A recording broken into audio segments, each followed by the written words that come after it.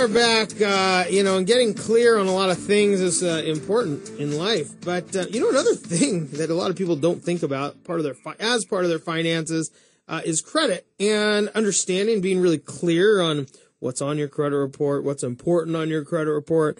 We're lucky here to have David Murphy, a good friend of our show, joining us with over 20 years in credit repair. Credit Insider Club is Pacific Northwest's leading, most experienced credit repair company, is also recognized as one of the most highly respected in the United States. The United States is big. To be respected in it is good. Welcome back, David. How are you? Thank you. It's good to see you. I'm doing good, Ben. Thanks for having me again. Yeah, well, you're a big baseball fan, so, I figured, if nothing else, we could, I went to the game yesterday. The Mariners are kind of getting clear on a plan that might be turning into something. They might win? They've won a lot. Hey, I like this kid Thames that they picked up, and they got rid of Steve Delbar. I mean, yeah, he threw in the high 90s, but this kid's got some power. A big boy. Well, let's get into the credit piece, because as much fun as baseball is to talk about, it's the wrong station. You got to tune into a different station to hear baseball all the time. David, for people to get really clear on their credit, they probably just need to know. Most people are curious about the positive things, but it's really the negative things. I mean, if you had no negatives, your credit would be good. It's avoiding the things that are bad, the negative things on your credit. Let's talk a little bit about how can people get clear on what is going to cause a negative mark on their credit and lower their score? First things first, they got to get a copy of their credit report. That is the biggest point I make is education. Know what they're going to see when they pull up your credit report. So, Do a lot of people bury their heads in the sand? They do. Yeah. They do. They don't want to know.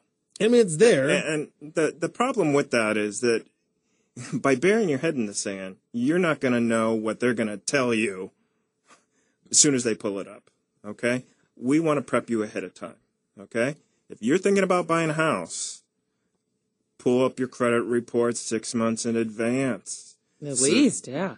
I mean, it's doing a checkup. Mm-hmm. Even if you have perfect credit, do a checkup every 6 months. There's so much identity theft going on that you need to monitor what's going on. And that really gets you clear on at least your own report. I mean, you don't have to know everything about credit, but at least get you clear on your own report.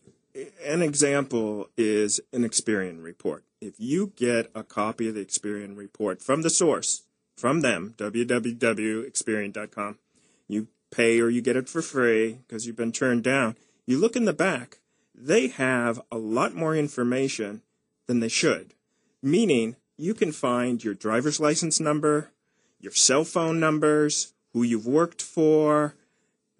If you lose that credit report or you put it in the trash, somebody can make a identity on you just like that. They've got your Social Security, they got your date of birth, they got phone numbers, addresses, everything. So getting that copy is the first piece, but what are the negatives? Because, I mean, the Social Security number, that's not a negative. The phone number, I mean, it is what it is. Your name, birthday, probably are not changing that. Negatives. Unless it's, February 29th on leap year, and then it might be a little bit of a negative growing up as a kid, but anyways.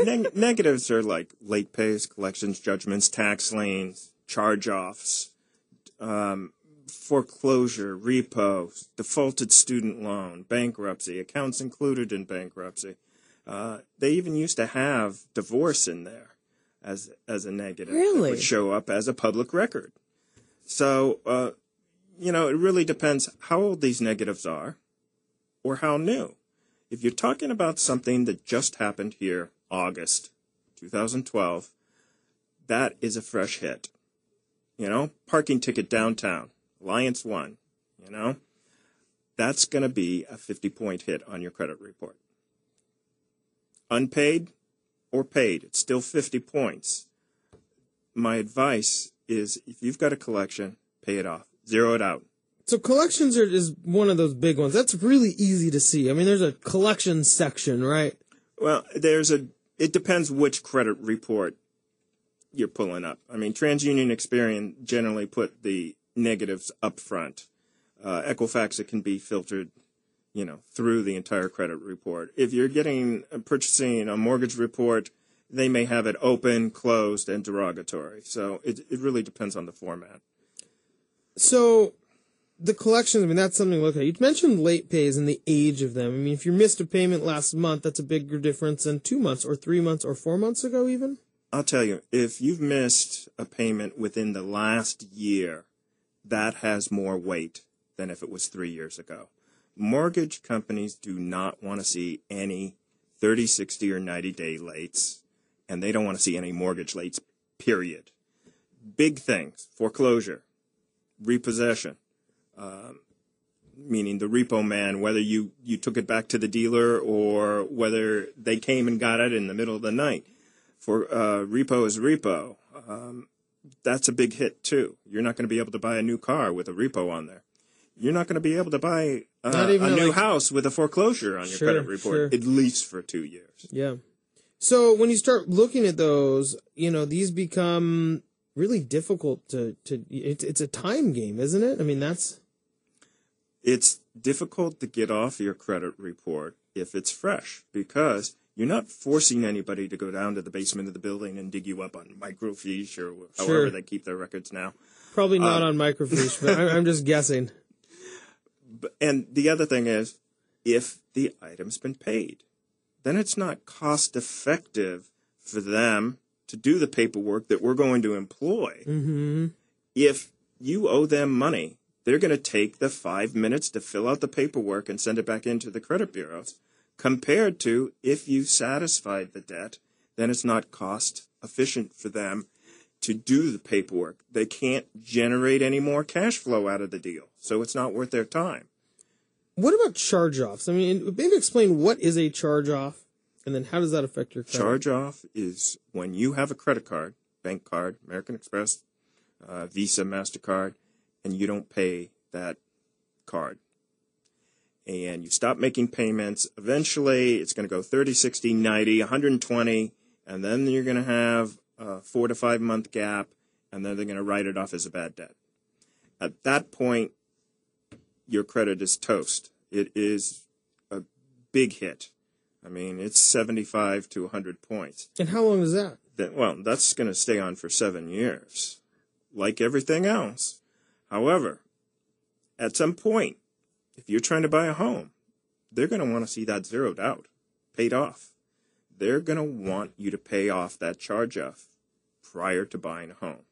So sometimes you can, if it's an older debt, you can settle for less than the full balance and get it zeroed out. So if you owe $5,000 and you pay 50 cents on the dollar and you pay it off $2,500, then it's settled for less than the full balance. The mortgage company will say, okay, and you're still not going to get the best rate. You're not going to have a 720 plus credit score with a paid charge-off. Mm-hmm. But if it's paid off, you position us to be able to get it deleted off the credit report. It is not impossible, improbable, but not impossible, along with anything else on your credit report. Well, David, we do have to go to a quick break, but I want to talk to you a little bit more about your credit report and the negatives and positives that go with it. We're talking to David Murphy, Director of Operations, Credit Insider Club, Credit Repair. I'm Ben Brash, and we'll be right back after this break.